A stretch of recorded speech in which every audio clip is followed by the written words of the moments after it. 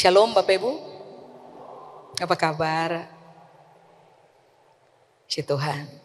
Bapak Ibu, saya mau berbagi sebuah kebenaran yang saya minta tolong kepada saudara untuk beberapa menit ke depan.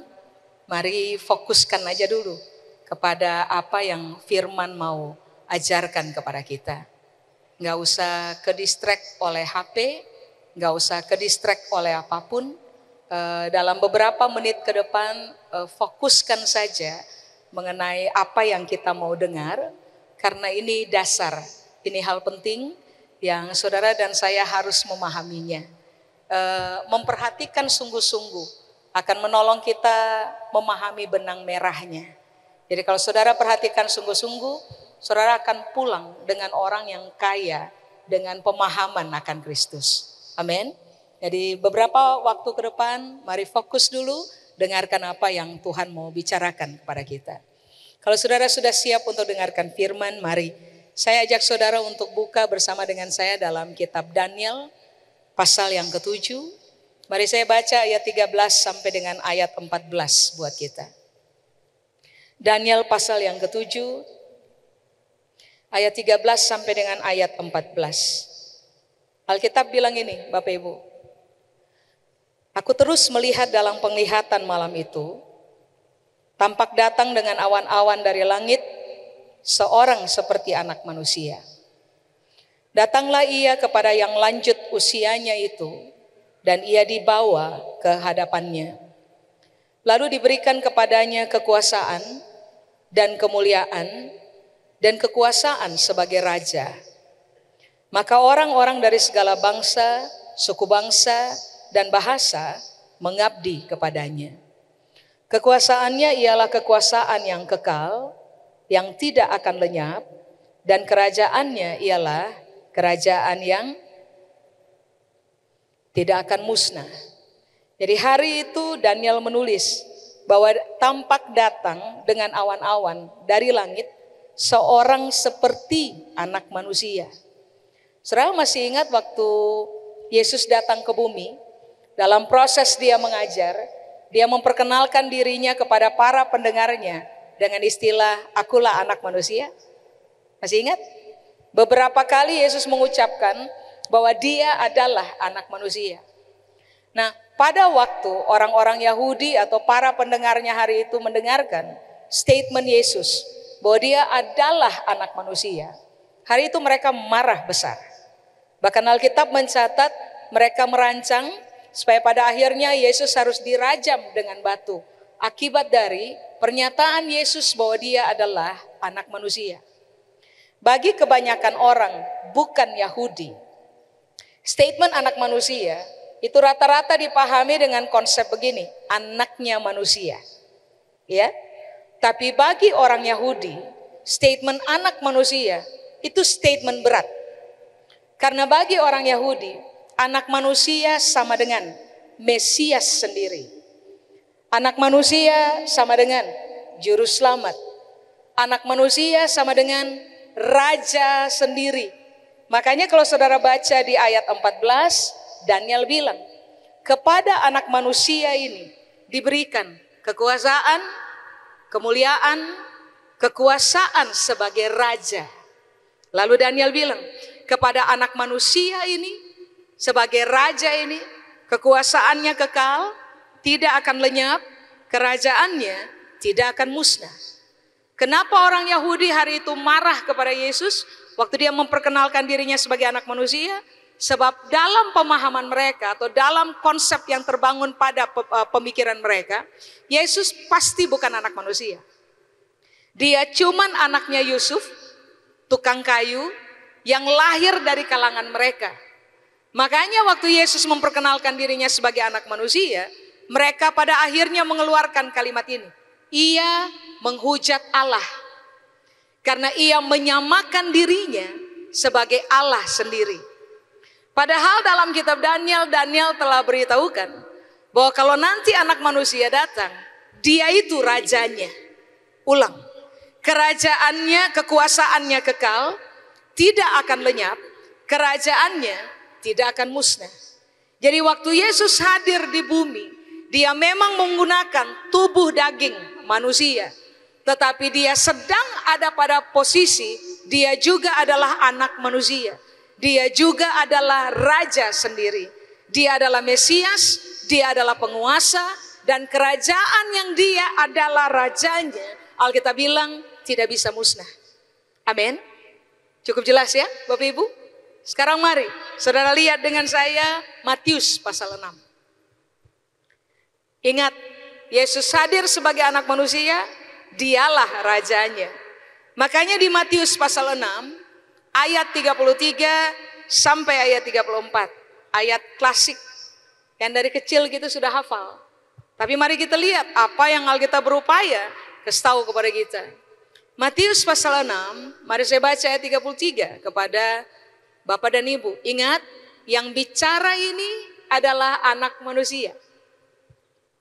Yang bicara ini adalah Mesias sendiri, Juru Selamat, Raja yang kekuasaannya tidak akan lenyap, kerajaannya nggak bisa musnah. Itu garis bawahi. Nah ini perkataannya dalam Matius 6 ayat 33. Tetapi bagaimana? Carilah dahulu kerajaan Allah dan kebenarannya, maka semuanya itu akan ditambahkan kepadamu. Sebab itu janganlah kamu khawatir akan hari besok, karena hari besok mempunyai kesusahannya sendiri. Kesusahan sehari cukuplah untuk sehari. Nah hari itu garis bawahi, saya ulang. Dia tidak sedang mengajar sebagai manusia. Dia sedang mengajar sebagai anak manusia. Raja yang empunya kerajaan. Hari itu dia bilang begini, carilah dahulu dua hal. Satu kerajaan Allah, dua kebenarannya. Begini Bapak Ibu, kata dahulu di situ diambil dari kata proton, bahasa Yunani. Kata proton punya dua arti. Yang paling pertama, yang paling utama. Berarti dalam terjemahan kita hari ini, bahasa modern kita hari ini, orang mengenalnya dengan istilah first thing first. Utamakan yang utama. Jadi hari itu Yesus bilang, yang paling utama, yang paling pertama, itu harus kerajaan Allah dan kebenarannya. Cukup jelas? Nah lalu dia bilang begini, carilah. Kata carilah dalam bahasa Yunani menggunakan kata zeteo. Zeteo itu yang paling simpel, ada tiga arti. Satu, inginkan. Dua, butuhkan. Tiga, renungkan, pahami, hidupi. Jadi sebenarnya hari itu raja yang kerajaannya tidak akan musnah ini, dia lagi ngomong kepada seluruh pendengarnya hari itu, termasuk kepada kita hari ini. Kira-kira dia lagi ngomong begini, kalau ada hal yang paling pertama, yang paling utama, yang harus kamu inginkan dalam kamu punya hidup, haruslah begini, kerajaan Allah dan kebenarannya. Kalau ada hal yang paling pertama, yang paling utama, yang harus kamu butuhkan dalam kamu punya hidup, itu harus kerajaan Allah dan kebenarannya. Kalau ada hal yang paling utama, yang paling pertama, yang harus kamu renungkan, pahami, lalu hidupi, itu harus kerajaan Allah dan kebenarannya. Berarti Alkitab lagi bilang, di atas seluruh keinginan yang saudara dan saya punya, maka keinginan yang paling pertama, yang paling utama, harus kerajaan Allah dan kebenarannya. Di atas seluruh kebutuhan yang saudara dan saya punya, maka kebutuhan yang paling utama, yang paling pertama, itu harus kerajaan Allah dan kebenarannya. Di atas semua hal yang saudara dan saya renungkan, untuk target, saya harus memahaminya, untuk target, harus menghidupinya. Yesus bilang, itu harus kerajaan Allah dan kebenarannya. Jadi proyeksi pertama, hal yang kemudian saudara dan saya harus memikirkan hari ini adalah Apakah keinginan saya yang paling utama adalah hari ini nih? Apakah keinginan saya yang paling pertama dan utama adalah kerajaan Allah dan kebenaran? Atau ada keinginan yang lain yang mengalahkan kerajaan Allah dan kebenaran? Dalam seluruh kebutuhan yang hari ini saudara dan saya punya, apakah ada kebutuhan dalam hidupnya kita yang mengalahkan butuh akan kerajaan Allah dan kebenarannya? Kalau ada hal yang kita renungkan untuk target memahami lalu menghidupinya, apakah kerajaan Allah yang paling pertama dan utama, kebenarannya yang paling pertama dan utama, atau ada hal yang lain yang kita berupaya merenungkan, memahami, lalu melakukannya aja dalam hidup kita tiap-tiap hari? Nah, sang raja ajar ini mulai bermain sesuai dengan skala prioritas. First thing first. Utamakan yang paling utama. Dan yang paling pertama, yang paling utama dalam hidup saudara dan saya ulang, harus kerajaan Allah dan kebenarannya. Amin. Boleh punya banyak keinginan, boleh. Tapi garis bawahi, yang paling atas dari kita punya seluruh keinginan harus kerajaan Allah dan kebenaran. Boleh punya banyak kebutuhan, boleh. Tapi yang paling utama harus kerajaan Allah dan kebenarannya. Boleh kejar pemahaman untuk bisa menghidupi apa saja, boleh. Tapi yang harus dikejar untuk dipahami lalu dihidupi, yang paling bersama, yang paling utama harus kerajaan Allah dan kebenarannya. Amin. Nah, sekarang pertanyaannya adalah, apakah kerajaan Allah? Saya yakin saudara sudah memahaminya, tapi mari kita ulang lagi. Kerajaan Allah diambil dari kata Basileia. Basileia ada punya banyak sekali pengertian, tapi tentu saja karena keterbatasan waktu kita bahas 3 saja dari arti Basileia. Basileia punya pengertian yang pertama adalah pemerintahan Tuhan secara mutlak. Garis bawahi, mutlak. Dalam seluruh aspek kehidupan saudara dan saya. Berarti ini yang perlu kita pertanyakan. Di dalam rumah yang saya tempati, Tuhan jadi raja di situ enggak? Di tempat saya bekerja, Tuhan jadi raja di situ enggak? Di tempat saya membangun usaha, Tuhan jadi raja di situ enggak? Pada momen-momen saya susun rencana, Tuhan jadi raja di situ enggak? Pada momen-momen yang berkaitan dengan seluruh aspek kehidupan saya, Tuhan jadi raja di situ enggak? Serupa-rupanya Yesus bilang, kalau sampai hal ini berkaitan dengan kamu punya kehidupan dan seluruh aspek di dalamnya, maka Yesus bilang begini, kasih biar saya jadi raja di situ, memerintah kamu di situ. Amin. Di dalam kita punya pelayanan, Tuhan kita biarkan mengambil alih pemerintahan di dalam kita punya pelayanan enggak? So kalau dia menjadi raja, itu artinya saudara dan saya harus membiarkan dia memerintah dalam seluruh aspek kehidupan kita tanpa kecuali. Amin. Pengertian yang kedua dari kerajaan Allah atau Basileia adalah begini. Hak dan wewenang untuk memerintah itu harus ada di tangan raja. Ada di Tuhan punya tangan. Kenapa ini harus ditegaskan? Karena kebanyakan orang percaya pasca karya penebusan, semua orang percaya paham bahwa pasca karya penebusan kita telah ditebus, telah lunas harganya dibayar, sepenuhnya kita adalah milik Tuhan. Tapi masalahnya adalah kebanyakan orang percaya masih bermain di area ini. Sekalipun tahu kita adalah milik Tuhan, orang masih berupaya mengambil alih hak dan wewenang untuk memerintah diri sendiri. Padahal waktu Tuhan bilang, carilah dahulu kerajaan Allah, maksud Tuhan adalah begini, saya ulang. Kasih biar saya memerintah kamu secara berdaulat dalam seluruh aspek kehidupan kamu. Tapi yang kedua, Tuhan lagi bilang, kasih biar hak dan wewenang untuk perintah kamu, kasih biar saya yang pegang. Kamu gak usah pegang. Nanti saya kasih tahu alasannya. Kenapa Tuhan harus menegaskan fakta ini kepada saudara dan saya. Pengertian yang ketiga dari kata kerajaan atau Basileia adalah begini. Aturan, main, atau tata cara hidup dalam kerajaan Allah. Jadi Yesus bilang, Yang paling pertama, yang paling utama, kamu harus memilih untuk begini.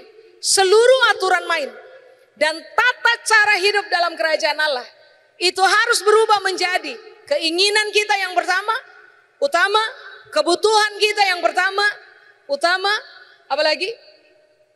Yang utama dan yang pertama kita renungkan, pahami, dan hidupi. Amin. Masalahnya hari ini orang suka hidup berdasarkan aturan main sendiri. Orang suka menjalani hidup berdasarkan tata cara yang kita mau untuk menghidupinya. Nah, hari itu sebagai anak manusia, sebagai raja yang kerajaannya tidak akan musnah, Yesus bilang, ulang, kasih biar saya perintah kamu dalam seluruh aspek kehidupan.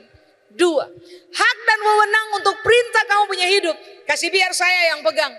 3, kamu takluk saja kepada semua aturan main dan tata cara hidup yang tentu saja Tuhan ajarkan kepada kita dalam firman Allah. Amin. 3 hal ini saudara harus menjadikannya sebagai yang pertama, yang utama di atas seluruh keinginan, kebutuhan, pemahaman, keputusan untuk menjalani kehidupan. Selalu harus menjadi yang paling pertama, yang paling utama untuk kita hidupi. Amin. Pertanyaannya adalah, kenapa? Kenapa kita harus membiarkan Tuhan memerintah kita dalam seluruh aspek kehidupan? Kenapa kita harus membiarkan Dia yang pegang wewenang dan hak untuk memerintah kehidupannya kita? Kenapa kita harus membiarkan Dia untuk begini, Pak, Ibu? Alkitab bilang, Dia kasih aturan main, kita ikuti saja. Dia kasih tahu tata cara hidup, kita patuh aja. Kenapa kita harus bermain pada permainan itu? Sekarang mari, coba saudara buka dengan saya Mazmur 33. Orang harus paham bahwa kalau sampai Tuhan ajar sesuatu, maka itu akan berfungsi baik kalau saudara dan saya memilih untuk mematuhinya. Berfungsi baik untuk kita. Ingat, Yesus bilang, saya ulang, kasih biar saya perintah kamu dalam seluruh aspek. Hak dan wewenang untuk perintah kamu, kasih biar saya yang pegang. Kamu ikuti saja aturan main di dalam firman Allah. Kamu ikuti saja tata cara hidup yang firman sudah ajar. Kenapa? Faedahnya untuk kita. Saudara lihat dengan saya Mazmur 33. Mari saya baca ayat 9 sampai 12. Mazmur 33 ayat 9.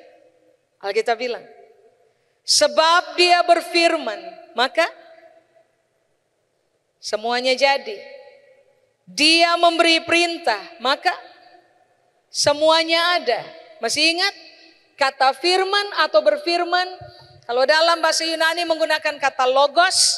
Logos salah satu pengertiannya adalah apapun yang Tuhan pikirkan, Dia memutuskan untuk memperkatakannya kepada saudara dan saya. Supaya kita memahami Tuhan punya isi berpikir. Jadi waktu Alkitab bilang, sebab Dia berfirman, Alkitab lagi bilang begini, apa saja yang ada dalam Tuhan punya isi berpikir, tinggal Dia ngomong saja, maka semuanya jadi. Makanya dalam kitab Kejadian, Alkitab memberitahukan kepada kita pada proses penciptaan, dalam pikiran Tuhan terang itu baik, kegelapan harus dipisahkan dari terang. Lalu Alkitab bilang, maka Tuhan tinggal berkata-kata, jadilah terang. Lalu Alkitab bilang, terang pun jadi. Sekarang mari coba ajukan pertanyaan ini. Mari saya tanya dulu kepada saudara. Saudara punya isi berpikir? Ini pertanyaan Pak Ibu. Tua ngampungi. Punya isi berpikir? Punya. Apakah saudara menemukan setiap kali saudara mengeluarkan isi berpikir dalam kata-kata, semuanya jadi?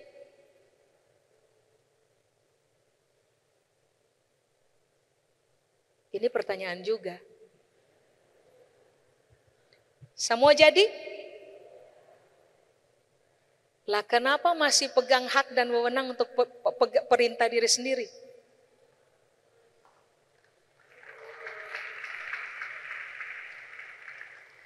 Katong pun isi berpikir, katong tinggal bicarakan saja, belum tentu akan jadi. Kenapa mau hidup pakai aturan sendiri? Kenapa mau buat cara dan mau hidup sesuai dengan cara sendiri? Who do you think you are? Saya pikir saya siapa? Saudara pikir saudara siapa? Sehingga pada akhirnya berani sekali memerintah diri sendiri, tetapkan aturan buat diri sendiri, main dengan cara hidup suka-suka, dan berpikir bahwa kita punya aturan main jauh lebih hebat dari Tuhan punya aturan main. Padahal faktanya Alkitab bilang, Tuhan punya isi berpikir, tinggal dia bicara, akan jadi. Ketong punya isi berpikir, ucapkan akan, belum tentu akan jadi. Lalu ketong berpikir bahwa jalan hidup yang ketong tetapkan, ini akan lebih bagus dari jalan hidup yang Tuhan rancang. Cara main yang ketong mainkan hari ini, ketong pikir akan jauh lebih bagus daripada cara main yang Tuhan ajar untuk ketong hidupi. Padahal Alkitab bilang, kalau dibanding dengan kekuasaan dan kemampuan untuk mewujudkan apa saja dalam ketong pun hidup, Tuhan jauh lebih jago. Makanya kenapa dia bilang begini, kasih biar saya yang perintah kamu dalam hidup. Kasih biar hak dan wewenang untuk perintah kamu dalam hidup. Kasih biar saya yang pegang. Kamu ikuti saja aturan main yang saya ajar dalam firman tentu saja. Kamu ikuti saja cara hidup yang Tuhan ajar dari firman buat kita. Sebab apapun yang Tuhan berkatakan berkaitan dengan saudara dan saya punya hidup, selama itu keluar dari dia punya isi berpikir, lalu dia perkatakan, maka apapun yang dia perkatakan berkaitan dengan ketompu hidup akan jadi, saudara. Akan jadi. Masalahnya adalah katong yang suka Tuhan perintah. Padahal kalau Tuhan perintah katong yang diuntungkan. Apapun yang dia bilang akan pasti jadi per katong pun hidup. Amin. Berikutnya ayat 9 bilang begini, dia tinggal kasih perintah, maka semua ada. Siapa yang tukang-tukang perintah di sini? Saya usah angkat tangan, bikin malu. Saudara perhatikan gak? Waktu saudara main perintah, apakah yang gak ada tiba-tiba jadi ada? Halo? Tidak. Beda dengan Tuhan. Dia tinggal kasih perintah, yang gak ada jadi ada. Kenapa? Dia rajanya, kekuasaannya tidak mungkin lenyap, kerajaannya tidak mungkin musnah. Sehebat itu raja yang satu ini. Makanya dia bilang, kasih biar saya perintah kamu punya hidup, hak dan wewenang untuk perintah kamu punya hidup, kasih biar saya yang pegang. Kamu ikuti saja aturan mainnya. Kamu ikuti saja tata cara hidup seperti yang saya sudah ajar. Sebab Tuhan berkuasa untuk bikin yang gak jadi dalam saudara dan saya punya hidup jadi. Tuhan berkuasa untuk membuat yang gak ada dalam saudara dan saya punya hidup ada. Selama kita kasih biar dia perintah kita dalam hidup. Cukup jelas ya Bapak Ibu? Nah sekarang ini yang perlu kita pertanyakan. Oke, berarti kalau terbiasa hari ini beta yang suka memerintah diri sendiri, aturan main beta rancang akang lalu beta ikuti, tata cara hidup beta susun akang lalu beta mau hidup sesuai dengan tata cara hidup yang beta tetapkan. Menurut beta Bapak Ibu, menurut saya katong harus bertobat pagi ini. Sebab di atas semuanya katong bukan Tuhan yang berkuasa jadikan segala sesuatu dan kemudian begini, membuat yang gak ada jadi ada. Amin. Berikutnya mari lihat ayat 10. Tuhan menggagalkan rencana bangsa-bangsa. Ia meniadakan rancangan suku-suku bangsa. Garis bawahi, bangsa-bangsa, suku-suku bangsa, skup besar, kapasitas luas. Lalu Alkitab bilang ini, untuk yang skup besar dan kapasitas luas bikin rencana, Tuhan bisa gagalkan. Untuk yang besar, kapasitas luas, bikin rancangan, Tuhan bisa tiadakan.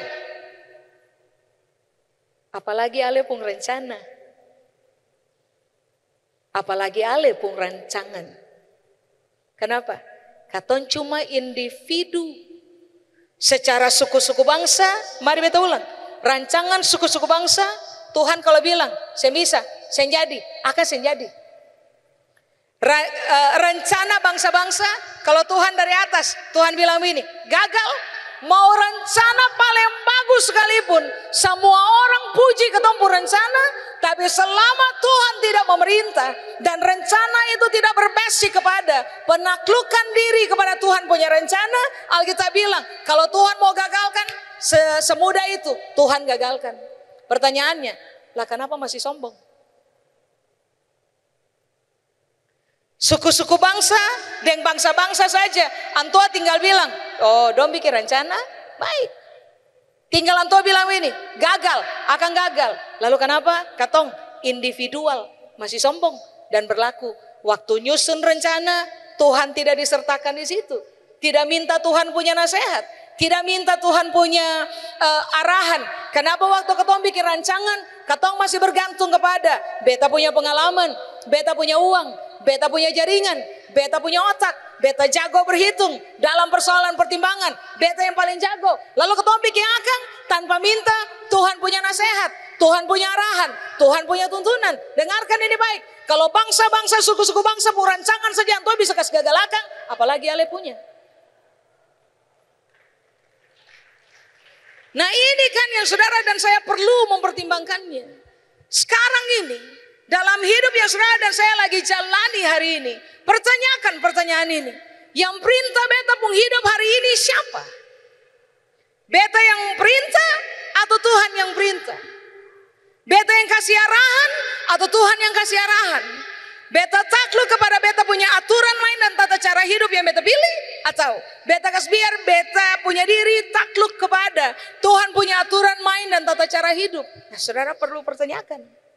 Selama ketong bermain dengan ketompung kekuatan pribadi, dengarkan ini baik. Yang gak jadi bisa gak jadi aja.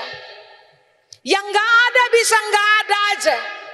Ketompung rancangan, ketompung rencana akan bisa gagal, akan bisa ditiadakan. Tetapi selama ketong berani takluk kepada Dia sebagai Raja yang memerintah dalam ketompung hidup, ketong takluk saja kepada Dia punya seluruh aturan main dan tata cara hidup. Dengarkan ini baik. Kalau katong takluk, maka dia pun rencana akan jadi per katong. Yang ada dalam saudara pun hidup akan bisa ada. Lalu dengarkan ini baik. Dia punya rencana tidak mungkin gagal. Dia punya rencana tidak mungkin ditiadakan. Selama saudara dan saya berani takluk diri kepada Dia sebagai Raja yang memerintah. Amin. Berikutnya lihat ayat 11. Alkitab bilang, rencana Tuhan tetap selama-lamanya. Rancangan hatinya turun temurun. Makanya saudara lihat kitab Keluaran, kitab Ulangan, saudara akan mendapati kalau Tuhan rancang berkati orang benar, Tuhan akan memastikan berkat itu turun kepada keturunan orang benar sampai kepada keturunan ke-7, ke-8, ke-12. Karena kalau sekali dia bikin rancangan, dia bukan cuma pikirkan saudara dan saya untuk menikmati apa yang baik. Yang dia pikirkan adalah ketompung keturunan. Masalah dari kebanyakan ketong adalah, Bapak Ibu, ketong bikin rancangan, tapi semata-mata teralokasi cuma untuk ketompung hidup, atau ketompung anak, atau ketompung cucu. Saudara harus paham fakta ini. Beragam lembaga dunia melakukan penelitian terhadap wealth yang dimiliki oleh seseorang. Kekayaan, keberhasilan, kesuksesan, pencapaian, harta benda yang berkaitan dengan persoalan material. Bertahun-tahun, lebih dari 30 tahun, beragam lembaga peneliti dunia meneliti bisa bertahan berapa lama wealth-nya orang. Dan semuanya menarik kesimpulan yang sama. Wealth yang orang punya hanya bisa bertahan paling mentok terbanyak sampai di generasi ketiga, keturunan ketiga. Padahal Alkitab desain, Tuhan punya desain adalah begini. Wealth yang Tuhan kasih buat kita itu akan berlanjut sampai kepada generasi ke-7, 8, 12. Kalau dia sehebat itu mempertahankan dia punya rancangan, lalu kenapa Ales yang mau takluk kepada Tuhan punya rancangan? Kalau dia sehebat itu dalam perencanaan, kenapa ketong saya mau takluk kepada Tuhan punya perencanaan? Kalau dia sehebat itu dalam pertimbangan, kenapa ketong saya mau takluk kepada dia punya pertimbangan? Makanya kenapa Alkitab bilang begini dari awal, kasih biar Tuhan perintah kita, kasih biar hak dan wewenang untuk perintah hidupnya kita, kasih biar Tuhan yang pegang. Bagiannya ketong adalah taati saja atau patuhi saja dia punya aturan main dan tata cara hidup seperti yang dia ajar. Kenapa? Sebab kalau Tuhan rancang sesuatu berkaitan dengan saudara dan saya punya hidup, itu rancangan akan bertahan sampai selama-lamanya, berlanjut turun temurun. Katong mati Pak Ibu, katong punya keturunan tetap akan menikmati Tuhan punya rancangan. Itulah sebabnya kenapa Tuhan bilang, kasih biar beta yang perintah kasih biar Tuhan yang perintah kita punya hidup. Karena target Tuhan bukan karena dia haus kekuasaan. Bagaimana mungkin dia haus kekuasaan? Secara fakta nyatanya adalah kerajaannya tidak akan musnah. Dia bukan Allah yang haus kekuasaan. Kenapa dia bilang saudara dan saya, kasih biar saya perintah kamu? Karena dia punya target adalah saudara dan saya harus menikmati apa yang baik sampai kepada keturunannya kita akan menikmati apa yang baik. Makanya coba saudara lihat saja, Alkitab dengan jelas bilang, keturunan orang benar perkasa di bumi. Keturunan orang benar tidak minta-minta. Kenapa sampai Alkitab mencatat itu clear buat kita? Alkitab memang mau selama orang benar memilih takluk kepada Tuhan punya pemerintahan, Tuhan jamin kita punya hidup, tapi Tuhan juga jamin kita punya keturunan sampai kepada, saya ulang, keturunan ke-7, ke-8, ke-12. Pertanyaannya, lalu kenapa sampai hari ini tidak suka diperintah oleh Tuhan? Sok tahu kan? Kepala batu sok tahu sombong. Merasa diri paling tahu tentang jalan hidup. Sebentar, Tuhan hidup lebih lama dari ketong. Antua mahir atur strategi, lebih jago dari ketong. Kenapa saya berani takluk diri kepada antua punya pemerintahan saja? Kenapa saya berani takluk diri kepada antua pengaturan main? Kenapa saya berani takluk diri kepada antua pun tata cara hidup yang antua mau untuk ketong hidupi? Berikutnya, baru dia bilang di ayat 12, berbahagialah bangsa yang Allahnya ialah Tuhan.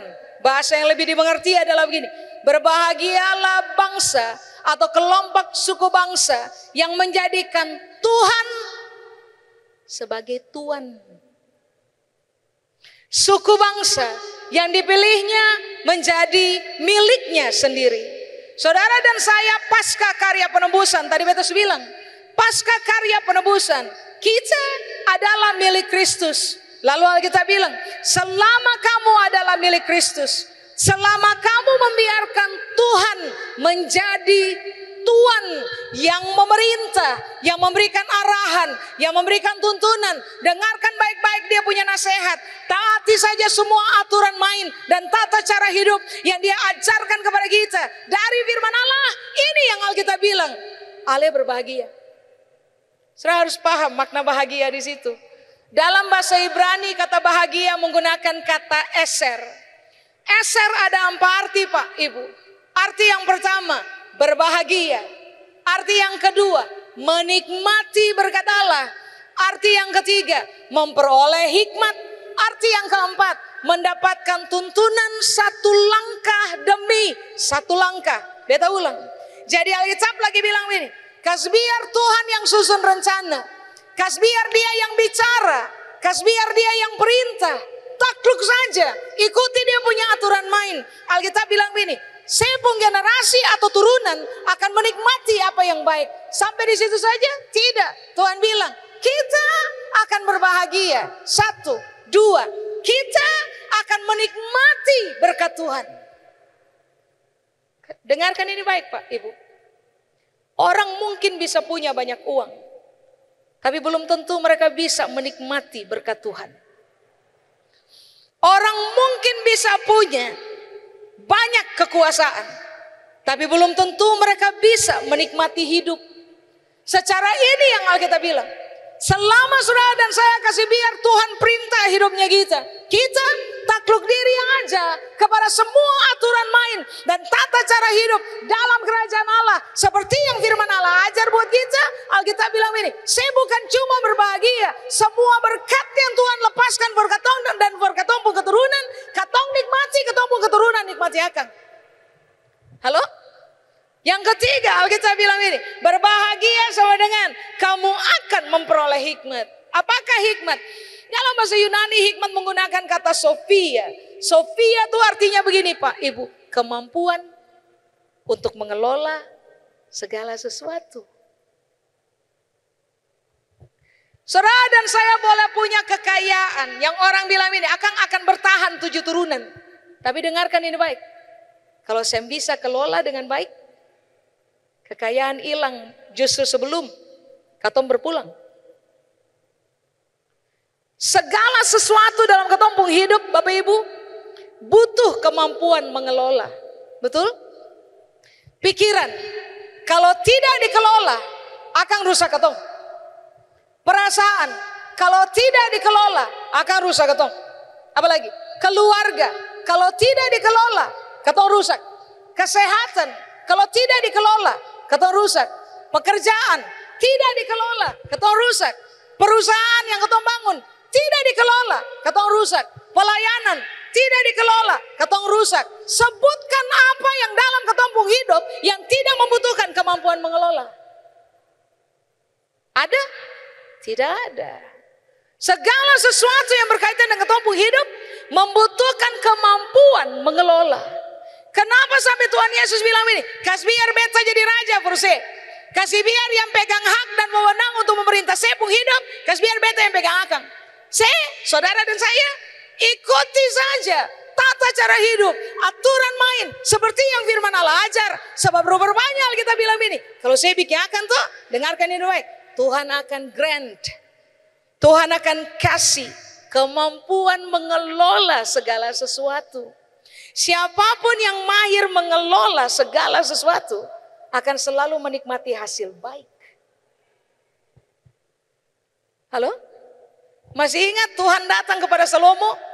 Tuhan bilang apa kepada Salomo? Sal, jadi begini. Ale mau minta apa dari beta? Beta memang curiga jangan-jangan Tuhan orang Ambon tuh.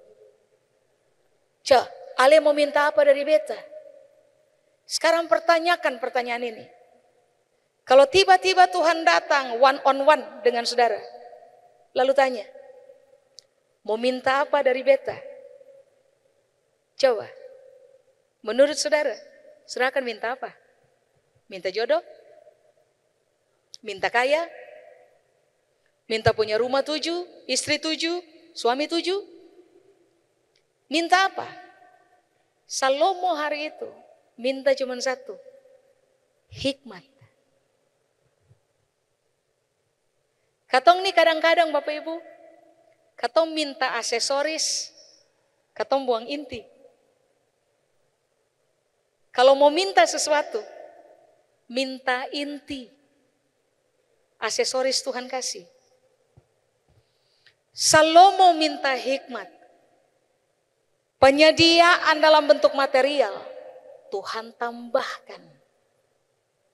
Karena kalau orang tidak punya hikmat, percayalah, saudara tidak akan pernah menikmati bahagia.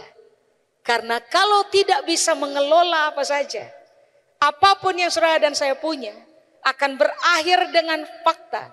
Kita menangis, kita menyesal, kita meratapi nasib. Karena memang kita tidak punya kemampuan untuk mengelola. Padahal Alkitab bilang, kalau saya jadi rajanya, Kalau saya yang pegang hak dan wewenang untuk memerintah, kalau kamu ikuti saja tata cara hidup dan aturan main, maka kamu akan berbahagia. Kamu akan memperoleh hikmat, kemampuan untuk mengelola segala sesuatu. Saudara dan saya tidak mungkin rugi dalam hidupnya kita. Amin. Baru yang terakhir, intinya adalah ini. Berbahagia sama dengan dituntun satu langkah demi satu langkah. Mari beta tanya, kalau saudara dituntun satu langkah demi satu langkah, salah jalan ke seng? Seng mungkin. Bisa capai tujuan ke seng? Bisa. Kalau tidak ada tuntunan satu langkah demi satu langkah, orang berpotensi salah jalan. Kalau tidak ada tuntunan satu langkah demi satu langkah, orang berpotensi tidak capai tujuan. Dan saudara tahu tuh, tidak capai tujuan adalah kehidupan berdosa. Dosa, hamartia, you miss the target, you miss the purpose. Kita nggak capai target, kita nggak capai tujuan. Kenapa sampai Tuhan Yesus bilang, kasbiar beta perintah saya? Karena ini yang Tuhan bilang, supaya saudara dan saya tidak salah jalan mencapai tujuan dalam hidup, berbahagia. Amin. Mulai dapat alasan kenapa ketong harus membiarkan Tuhan perintah ketong hidup? Kalau supaham begini, mari beta tanya, Bapak Ibu mau diperintah oleh Tuhan atau mau berupaya jadi Tuhan untuk diri sendiri? Mama beta udah tanya nih. Bagaimana? Mau kasih biar Tuhan perintah kah? Mau berupaya bermain jadi Tuhan untuk diri sendiri? Mari kita kembali ke Matius pasal 6. Tetapi carilah dahulu kerajaan Allah. Katong supahamakan. Berikutnya Alkitab bilang.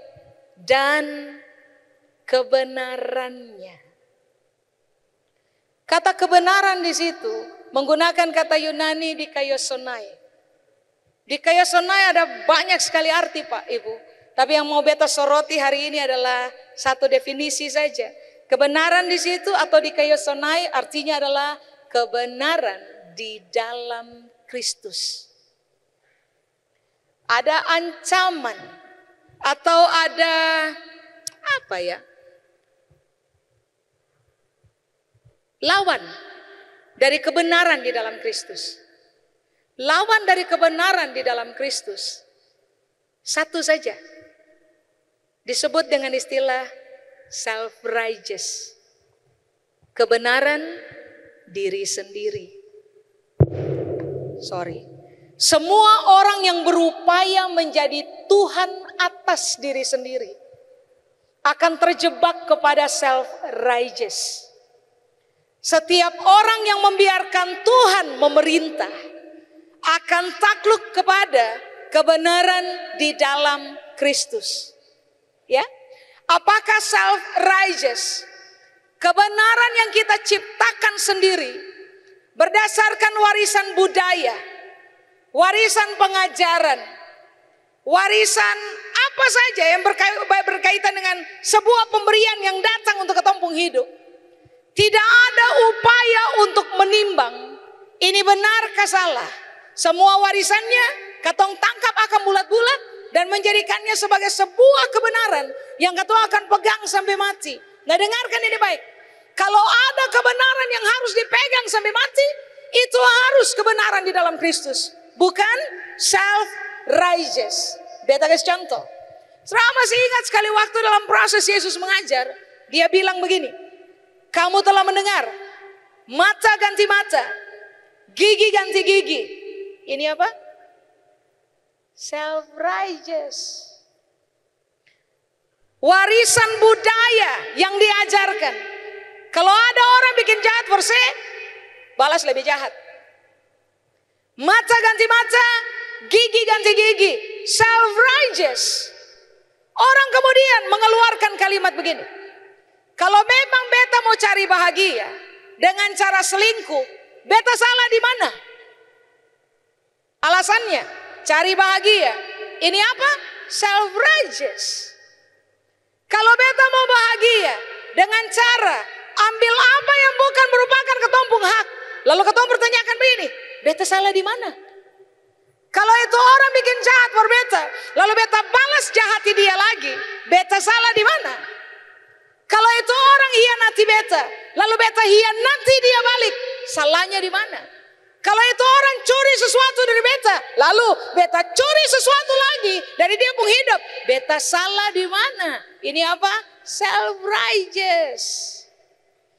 Makanya Yesus bilang, kamu sudah mendengar, mata ganti mata, gigi ganti gigi. Lalu Yesus counter dengan kebenaran di dalam Allah. Yesus bilang ini, tetapi aku berkata kepadamu.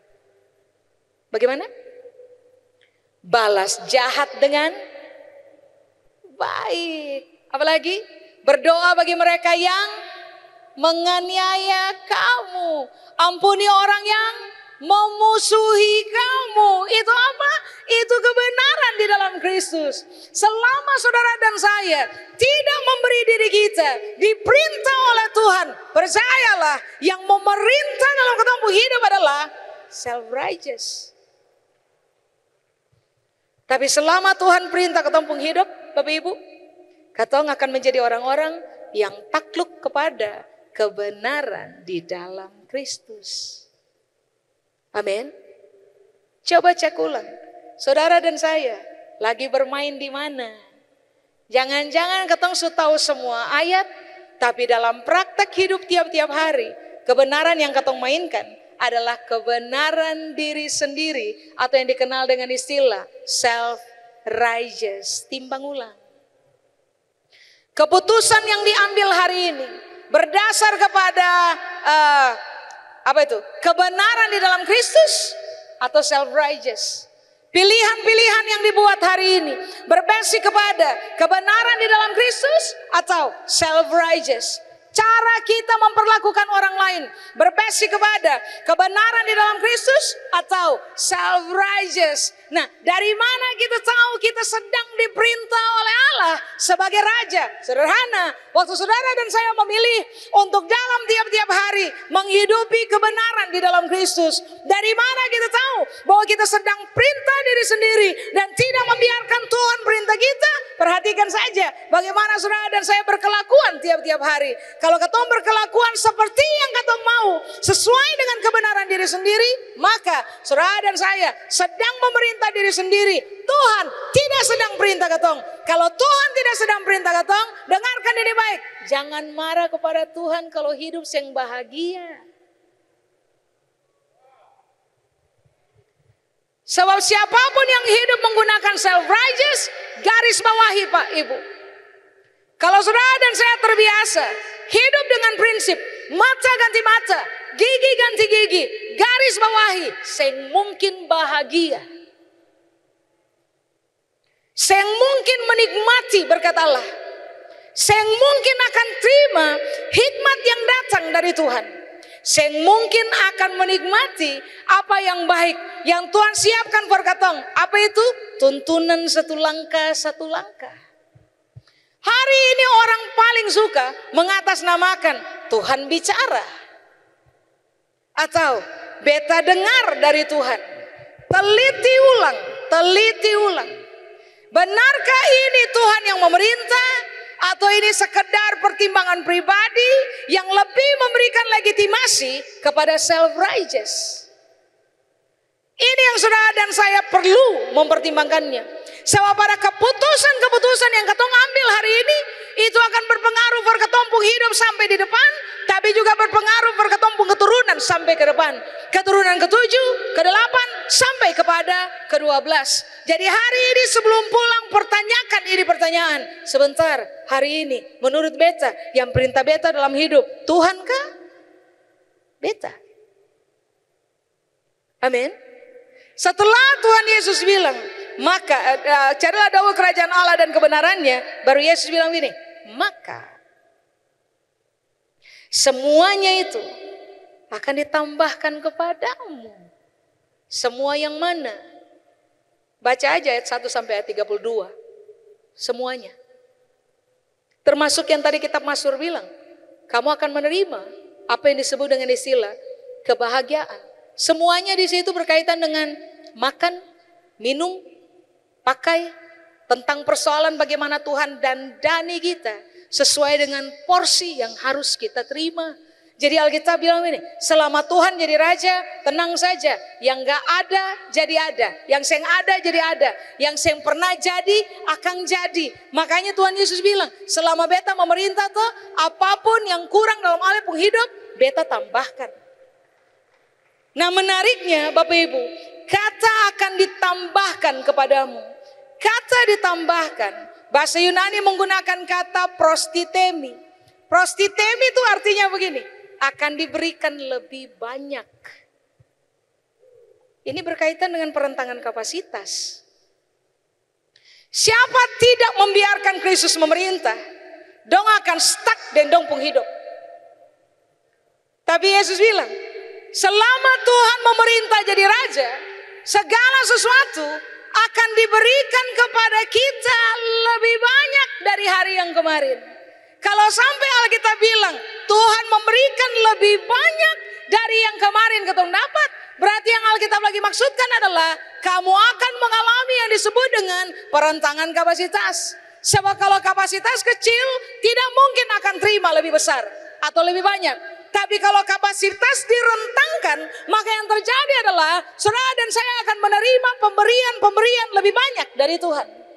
Berarti Alkitab lagi bilang, kalau kamu membiarkan Tuhan memerintah, membiarkan hak dan wewenang Tuhan memerintah kamu punya hidup, kalau kamu memutuskan untuk patuh aja kepada semua aturan main, bahkan tata cara hidup dalam kerajaan Allah seperti yang Alkitab ajarkan, cermati ya Pak Ibu, cermati saja.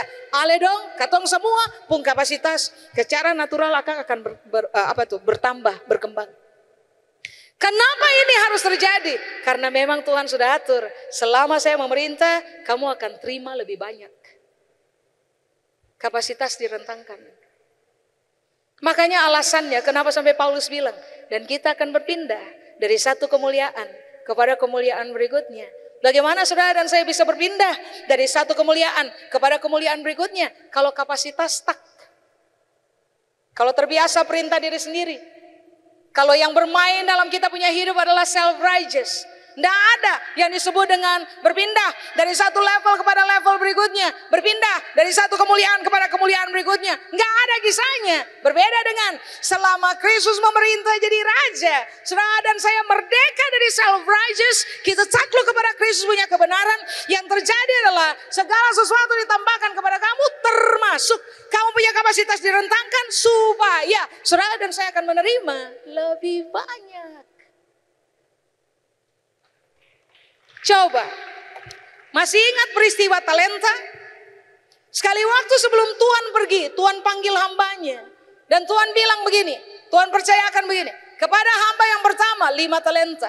Hamba yang kedua 2 talenta. Hamba yang ketiga 1 talenta. Lalu Tuhan pergi. Waktu Tuhan pulang untuk meminta pertanggungan jawab, hamba-hamba ini maju. Hamba yang pegang 5 talenta bilang, Tuhan terimalah milik Tuhan. Penaklukan diri kepada Tuannya. Terimalah milik Tuhan. 5 plus 5. 2 plus 2. 1 tetap 1. Tidak hidup sesuai dengan aturan. Bermain menggunakan self-righteous. Tidak takluk kepada Sang Tuhan punya aturan. Saudara masih ingat kita bilang apa? Sang Tuhan bilang, ambil yang 1 itu. Kasih ke siapa? Kasih ke yang 5 plus 5. Logika berpikir kita harusnya kasih saja kepada yang 2 plus 2. Lumayan dia punya 5. Jarak tidak terlalu jauh dari yang punya 10. Tapi Tuhan punya hitungan beda. Kamu takluk kepada aturan main, kamu tunduk kepada pemerintahan, apapun yang ada dalam kehidupan kamu akan mengalami stretching. 10 jadi 11. Siapa yang kasih lebih banyak? Tuhan yang kasih. Karena lihat kapasitas direntangkan. Faktanya karena faktor apa coba? Takluk kepada pemerintahan. Hidup sesuai dengan aturan. Kebenaran dalam Kristus. Bukan self-righteous. Apakah maksud ditambahkan atau prostitemi? Prostitemi itu artinya adalah begini. Tuhan akan meletakkan kepada kamu. Dan Tuhan akan melanjutkan kepada kamu. Pemberian apapun yang Tuhan punya, Tuhan letakkan di atas kepala kita. Itu saja buat kita saja tidak. Prostitemi artinya begini, dia letakkan kepada kita, dia lanjutkan untuk kita sampai kepada ketumpung keturunan dalam bentuk apa saja. Makanya lihat, kalau Tuhan memerintah, saudara dan saya tidak mungkin rugi. Kalau Tuhan memerintah, kita takluk kepada semua aturan main dan tata cara hidup yang dia sudah ajar berketong dalam firman Allah. Selama ketong takluk diri saja, yang untung adalah saudara dan saya. Kita saja tidak, keturunannya kita sampai generasi ke-7, generasi ke-8, generasi ke-12. Bagaimana Bapak Ibu? Makanya wajar di ayat 34 Yesus bilang, ndak usah khawatir tentang hari besok. Ada jaminan dari Raja. Bukan cuma untuk kamu, tapi untuk kamu punya keturunan sampai dengan 12 generasi ke depan. Yesus bilang, gak usah khawatir hari besok. Hari besok mempunyai kesusahannya sendiri. Kesusahan sehari, cukuplah sehari. Dengan kata lain waktu Yesus bilang ini, gak usah khawatir. Apapun yang kamu hadapi hari ini, hadapi saja. Ada saya sebagai jaminan. Nanti bagaimana dengan kamu punya keturunan? Gak usah terlalu khawatir dengan kamu punya keturunan. Ada saya sebagai jaminan untuk kamu punya keturunan. Keturunan keberapa? 1, 2, sampai 3 saja. Seperti manusia terbiasa bermain? Tidak. Alkitab bilang, jaminan Tuhan kepada kita punya keturunan. Sampai kepada keturunan, saya ulang, 7, 8, 12. Makanya Tuhan Yesus bilang begini, kalau selama saya jadi Raja, kebenaran saya memerintah di dalam kamu. Ini yang Tuhan bilang, saya tambahkan apa saja buat kamu. Saya letakkan apa saja di atas kepala kamu. Dan saya akan lanjutkan kepada seluruh keturunan. Jadi bagaimana? Masih mau perintah diri sendiri? Ingat, ketemu bukan siapa-siapa dibanding dengan Tuhan punya kemahakuasaan. Masih mau memilih ikuti aturan diri sendiri dan tata cara hidup suka-suka yang memberontak terhadap firman Allah? Dengarkan ini baik. Stop sombong. Stop kepala batu. Stop seng tahu diri. Katong ini cuma ciptaan, bukan penciptanya. Di mana-mana ciptaan takluk kepada pencipta. Cuma katong saja yang kurang ajar. Katong sebagai ciptaan, katong minta ciptaan pencipta mengikuti ciptaan. Selama katong paksa Tuhan ikuti katong, lihat saja perjalanan hidup tidak bahagia. Tapi selama saudara dan saya takluk sebagai alat ciptaan, takluk kepada sang pencipta, takluk saja, ikuti aturan main. Nanti duduk bikin jurnal, saudara akan menemukan somehow saudara dan saya akan menikmati apa yang disebut dengan istilah kebahagiaan.